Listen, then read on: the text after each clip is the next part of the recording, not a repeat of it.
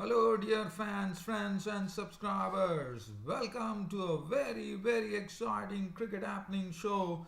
As today, what happened was something which was unexpected. In the sense, not unexpected, but we are talking about the Pakistan versus West Indies match, which yesterday I was telling you that even though West Indies Pakistan will be chasing 200, it would have been very difficult for them because the pitch is on the final day and.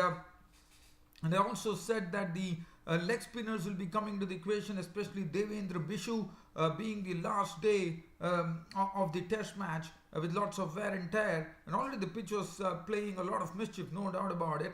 And it could have only deteriorated further. And one was probably thinking that, Devendra Bishu might be the big threat. But what really happened was something which was absolutely something different happened.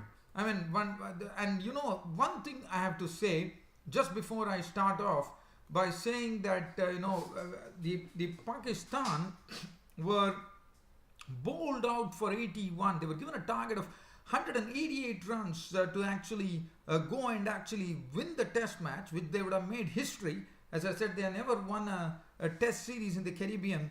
And look at what happened. Pakistan were bowled out for their second lowest ever score in Test cricket, which is theirs 81 all out.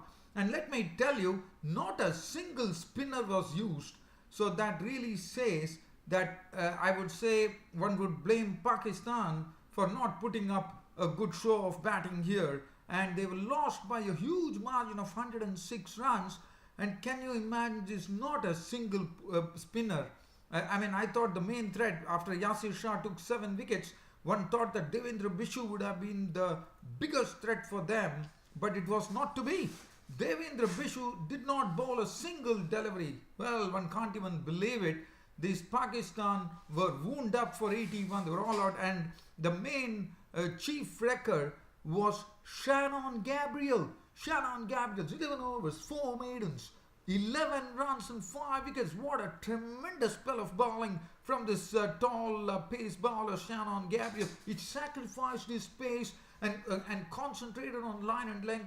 And it was, if you look at the bowling figures, Shannon Gabriel, 11 overs, 4 minutes, 11 runs and 5 wickets. Joseph, Alzari Joseph, 12 overs, 102 for 42. Yes, it was quite a different thing that the West Indies bowlers are all tall bowlers. And they definitely, it was a matter of actually hitting the right areas, and that's what this precisely did. This is tremendous stuff coming in from the West Indies. Jason Holder, 11.4 overs, 4 maidens, 23 runs and 3 wickets, and Shannon Gabriel was named the man of the match. What a spell of bowling. 11 overs, 4 maidens, 11 runs and 5 wickets. West Indies will be definitely having a great party, there's no doubt about it. And the Pakistan was absolutely sunk. They sunk into the waters today with Shannon Gabriel basically sinking them into the water and soaking them, I would say, at 81 all out. And one has to say that Pakistan have only themselves to blame because definitely, as I said, this was tremendous stuff coming in from West Indies. Really surprised everybody. First of all, the spinner did not take a wicket. The spinner did not even bowl a single delivery. And Shannon Gabriel goes there and picks up 5 wickets, ably supported by Alzari Joseph and the captain Jason Holder.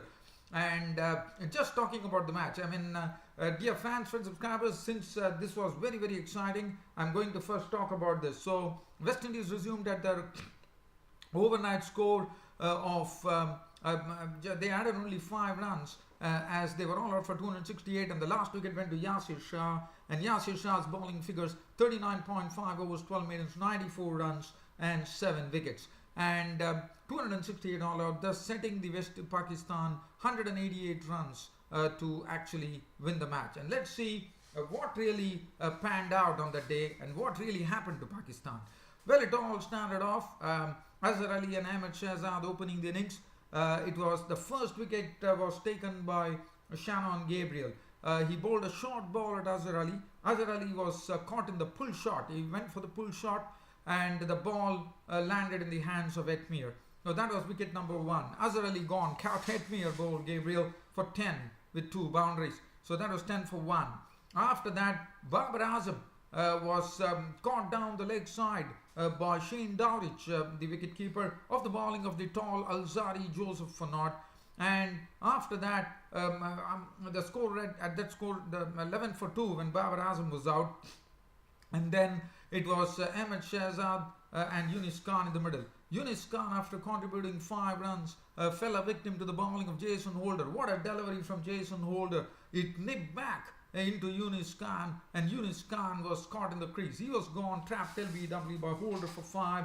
The Pakistan were 27 for 3, and it soon became 30 for 4 when the captain Misbah-ul Haq was sent back to the pavilion, this time by Shannon Gabriel, as he took Misbah-ul's wicket by actually bowling a ball that lifted. He was gone, caught Hope bowled Gabriel for naught, and Gabriel went on to pick up another wicket, that of Asad Shafiq, caught Pavel bowled Gabriel for naught to leave this Pakistan innings in absolute tatters at 30 for 5 when Shafiq was out. After that, Ahmed Shahzad was the only one who was standing there, and he was joined in by Sarfraz Ahmed. They slowly, the score moved just by 5 runs as Ahmed Shahzad was trapped LBW by the tall Alzari Joseph for 14 with 2 boundaries, which made it 35 for 6. And then the next to go was the leggy Rishabh Pant, who was caught behind the bowling of Holder for 1, and then Mohammad Amir came in, and then there was some sanity to proceedings, one could say. But yes, definitely some sanity proceedings with the Sarfraz Ahmed, the wicketkeeper batsman, and Mohammad Amir deciding to counter-attack the West Indies bowlers with a score on 36 for 7. And they did that. They did that for 8 overs, I would say, by adding 42 good runs, 42 runs to the good. But one knew that this is not, they definitely had a very big task, and the bowling was absolutely spot on from all the 3 bowlers. And it was a matter of when, and Gabriel came in and broke that counter-attacking stand that was happening when he picked up the wicket of Mohammad Amir for 20 with 4 boundaries. After that, Yasir Shah got a ball which was pitched on the line of the off stump, held its line, and Yasir Shah was gone, bowled by Gabriel for naught. And finally, Sarfraz Ahmed knew only one way to play, and that was to try to hit the bowlers, because he was left with the last man, Mohammad Abbas. As Sarfraz Ahmed attempted one, and that went into the air, and that was the victory for West Indies, as Roston Chase nicely settled down under that in the deep and took the catch, and there was joyous scenes at the Bridgetown Barbados Stadium, where the West Indies were absolutely dancing, and why not? What a victory for them. Sarfraz Ahmed was gone for 23 with 2 boundaries. Mohammad Abbas was not out or not, and the Pakistan, as I said, were sunk in by the West Indies today to 81 all out, and they lost the match by 106 runs, and thus West Indies leveled the series 1-1, with the final match which is coming up should be a real beauty. What an effort from the West Indies. I mean, to look at a test match where not a single spinner bowled, and that really is something. Not a single spinner bowled on a final day pitch, even though the ball was really getting a lot of done, as we saw with Yasir Shah and Bishu not even bowling a single delivery, and the West Indies pace bowlers actually completing it with some sensible bowling in the right areas, and keeping the batsmen really guessing. Magnificent bowling effort, and I think kudos to the West Indies for doing this to Pakistan, because not a single spinner bowled. That is what is very important. And also I am also surprised that it was not a spinner who did the damage, but it was on a final day, it was Shannon Gabriel. Yes, there is an unpredictability of the pitch, no doubt about it, but I thought Pakistan definitely had lots of experience in this particular team. Yunis Khan, Misbah-ul Haq and Azhar Ali, and this was something shabby batting from Pakistan. And Pakistan now probably would have been, overnight they would have been probably thinking that, Pakistan were on the verge of actually making history by getting their first test series win in the Caribbean. And here we go, Pakistan being set a target of 188 runs, were sunk in by the West Indies today, and West Indies leveled the series 1-1 with the final test match coming up. Well, so once again, congratulations to the West Indies team. And also, I have to say, this score of 81, also, if you go back, India also got the same fate at the hands of the West Indies in the year 1997 when Sachin Tendulkar was leading the side, and India also lost the match when they were bowled out for 81. If you go into the record books or the statistics, you will know that in 1997 India also suffered the same fate as Pakistan. They were 81 all out against the West Indies and lost the Test match. So and Pakistan, I think this is the second lowest score in Test cricket. Well, dear fans and subscribers, now from here, because as I said, this was the most sensational thing that happened, I'm now shifting over to the Indian Premier League 2017, where today the match was between Delhi Daredevils and Gujarat Lions. I have to say that today the Gujarat Lions were put out of the IPL. I mean, they were really pushed out of the IPL, one could say, and the man who did it was the Delhi Daredevils player Rishabh Pant, who came in at one drop and smashed the ball all over the park with some raw power. And he has got kudos from a lot of former cricketers. Even Sachin Tendulkar has said that he has never seen something like this happen in the IPL in the last 10 seasons. So that really says a lot about this bloke. I mean, Rishabh Pant narrowly missed even 3 runs. If he had made a century, he would have been the youngest batsman to have made a century in IPL. What a knock from him, a capital knock coming from him. He hammered the ball. He did not spare a single bowler. Everyone were really hit all over the park as he clattered 97 of 43 deliveries, 6 fours and 9 magnificent sixes with tremendous power. And he was given good company by Sanju Samson, the opener, who also thrashed 61 of 31 deliveries with 7 sixes in an exhilarating partnership of 133 runs for the second wicket. And Delhi Daredevils smoked them out of the park. They smoked the Gujarat Lions out of the IPL with a victory. They had a thunderous victory, I would say, by 7 wickets. What a magnificent batting from Rishabh Pant, the youngster. Now, I'm going to just talk about this game now in a brief manner. And also, one more thing that happened was this is only the second time that a team has actually chased in excess of 208 runs and actually won the match in an IPL. So that also gives them a lot of credit. And Delhi Daredevils were just breathing fire today in the form of Rishabh Pant in particular, and then Sanju Samson. So let's have a look at what really happened. So this match was played at the Firozshah Kotla in Delhi, which definitely, and also I'm also told that this was the maximum number of sixes in a single match in IPL. So another record was created. 30 sixes were hit, of which 26 were coming from the Delhi Daredevils, and the other balance sixes coming in from the other team, which is Gujarat Lions. And Gujarat Lions, I mean, Rishabh Pant's knock was so special that Suresh Raina, the rival captain from Gujarat Lions, once Rishabh Pant was out for 97, he came and embraced him. And that really says, as I said, a lot of former cricketers have been raving about this knock from Rishabh Pant. It was absolute dynamite batting coming in from this youngster Rishabh Pant. Take a bow, Rishabh Pant. And let's have a look at what happened. So Gujarat Lions were the ones who actually batted first at the Firozshah Kotla in Delhi with a ground which probably have shorter dimensions. So probably it is easier to hit sixes. So Delhi Daredevils won the toss and put the Gujarat Lions into bat. The Gujarat Lions did not have a good start. They lost both their openers cheaply. An explosive openers at that. Wayne Smith for 9, run out, and Brendan McCullum was dismissed by Rabada for 1 to really set them back at 10 for 2. And then came that partnership which really resurrected things for Gujarat Lions in a very big manner, as a wonderful partnership followed with Suresh Raina's contribution being 77 of 43 deliveries with 5 fours and 4 sixes, and Dinesh Karthik hammering 65-34 deliveries, being more aggressive than even Suresh Raina with 5 fours and equal number of sixes, as this partnership added 133 runs in very quick time, and they were placed very well at 143. So after that, and that was the good partnership that happened. And then Aaron Finch hammered 27 of 19, dealt with 4 fours to give further impetus to the Gujarat Lions innings. Ishan Kishan was out for 4. Jadeja hit an unbeaten 18 of 7 deliveries with 2 sixes. Faulkner was out for 1. Sangwan not out 1. But definitely thanks to that partnership between Suresh Raina and Dinesh Karthik, Gujarat Lions definitely put up a very competitive total of 208 for 7 of their 20 overs.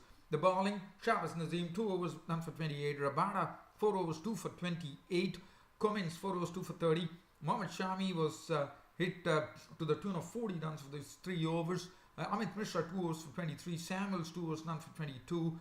Corey Anderson 3 overs, no maiden, 1 for 36. Now Delhi Daredevils were chasing a total of 209 runs to win, and the Karun Nair is once again, as you know, Zahir Khan was still not playing, and Karun Nair was the captain. But Karun Nair himself fell a victim pretty early in the piece, as Sangwan actually picked him up, caught behind by Dinesh Karthik for 12 of 11 balls with 2 fours.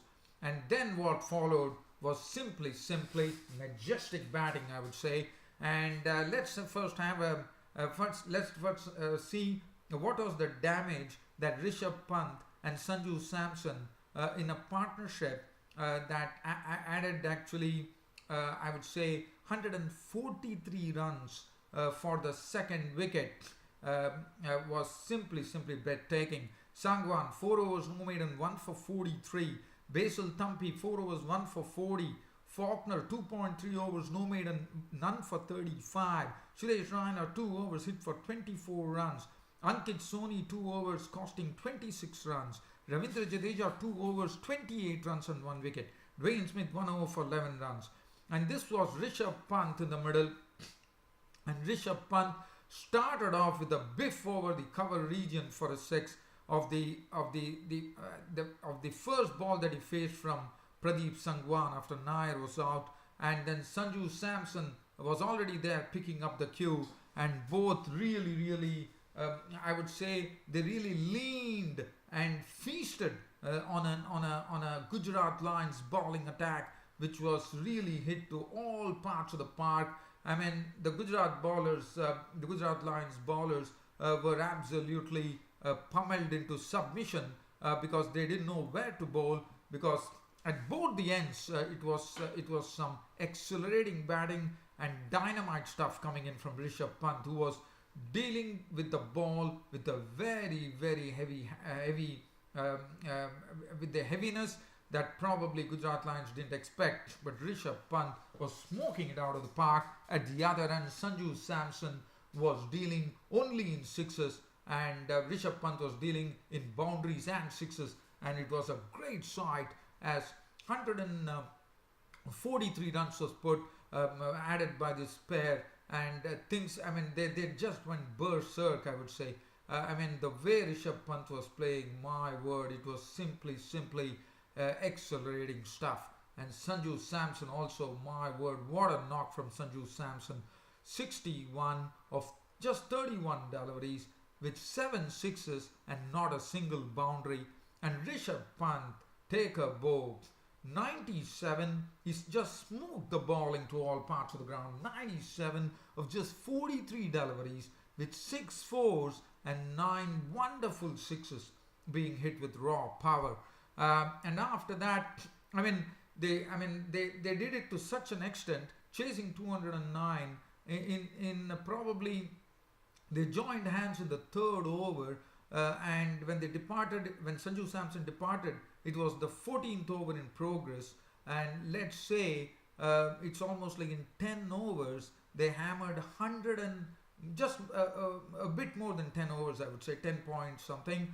They hammered 143 runs, and this was something which was really breathtaking stuff, I would say. And then finally, as I said, Rishabh Pant, when he was out for 97, truly deserved a century.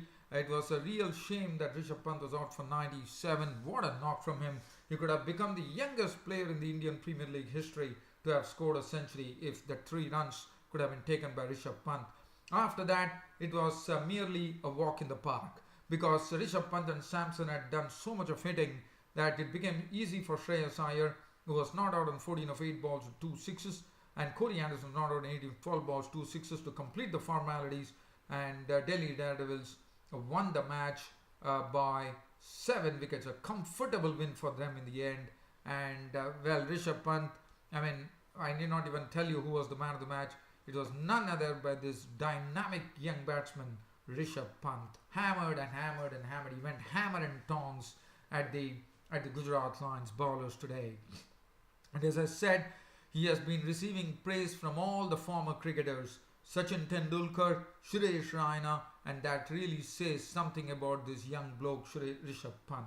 And as we all know, Rishabh Pant is the player who holds the record in the under-19 World Cups for the fastest century in under-19 World Cups.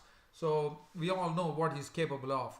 Well, and just before I go, I would have to just tell you one thing, that Ireland and England will be taking on each other in the first one-day international at Bristol.